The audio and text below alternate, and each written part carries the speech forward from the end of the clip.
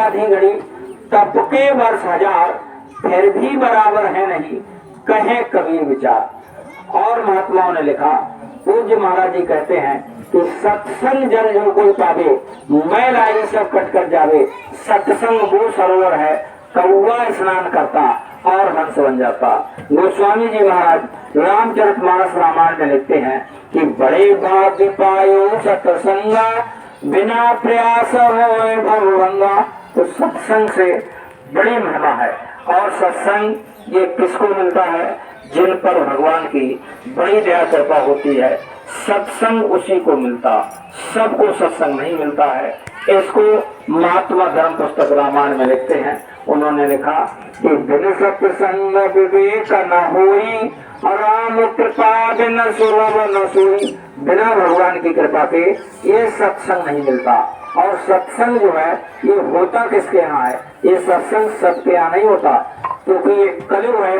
कलयुग में दो ही चीजें दुर्लभ हैं, दो चीजें दुर्लभ हैं।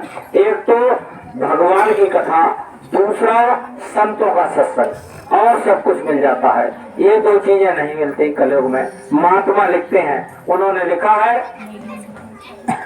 कि सुत दारा और लक्ष्मी पापी घर भी होए, और संत समागम हर कथा स्वामी दुर्लभ होए। सुंदर स्त्री, सुंदर बच्चे, सुंदर मकान, सुंदर गाड़ी, ये पापियों के घर भी होते हैं, लेकिन संतों का सत्संग और भगवान की कथा ये उनके यहाँ होता है जिन पर भगवान की बहुत बड़ी दया कृपा होती है। तो ये सत्संग की महिमा बड़ी अपार है। ये 8 दिसंबर से यहाँ वहाँ मथुरा में सत्संग मेला लगेगा। दादा गुरु का भंडारा है, दादा गुरु का भंडारा ये अगहन सुदी दशमी को होता है।